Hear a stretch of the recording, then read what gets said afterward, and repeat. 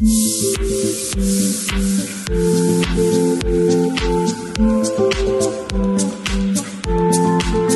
will meet in doing job in Mission Bhairada. Mission Bhagiratha తోపు అయిపోయిండు. ఇప్పుడు ఫోన్ చేసి బంద్ చేసిండు. So now I am in Harita Resort, my intermediate friend and schoolmates.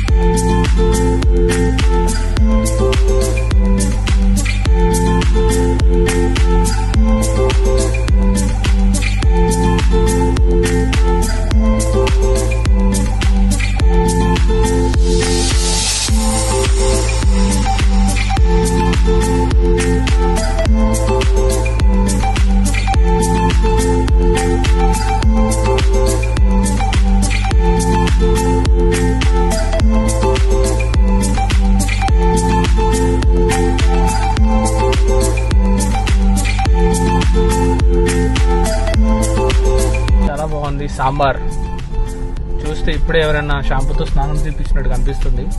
చాలా క్లీన్గా ఉన్నది. మన ఇంట్లో బహుశా పశువులు కూడా అంత నీట్గా ఉండేమో. చాలా చాలా నీట్గా ఉందండి.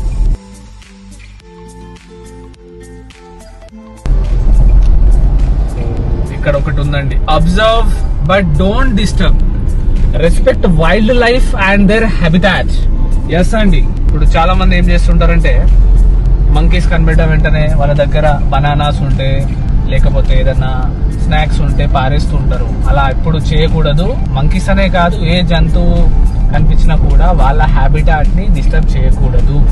మనం వాళ్ళకి బనానాస్ కానీ ఏదైనా ఐటమ్ ఫుడ్ రూపంలో ఇస్తే అవి దానికి అలవాటు పడతాయి, వాళ్ళ సహజ గుణాన్ని కోల్పోతాయి. అండ్ అవి నెక్స్ట్ వచ్చే వాళ్ళను ఏదో మా కోసం తీసుకొస్తున్నారు వీళ్ళు అని చెప్పేసి వెయిటింగ్ చేయడం, రోడ్ల మీదకి రావడం, యాక్సిడెంట్స్ అవ్వడం, వాళ్ళు చనిపోవడం, ఇలాంటివి జరుగుతుంటాయండి. సో అక్కడ చూసిన బోర్డుకి ఇదే మీనింగ్. రోడ్డు మీద పోతున్నాం, ఎంత క్లీన్ అండ్ గ్రీన్ ఉందండి. ఇలాంటి ఒక వాతావరణంలో మనం చిప్స్ తిన్న ప్యాకెట్ బయట పాడేయడం కానీ, మనం తాగిన వాటర్ బాటిల్ బయట పాడేయడం కానీ చేస్తే ఇక్కడ కలుషితం చేసినట్టే కదా ఈ ఏరియాని. ఓకేనా?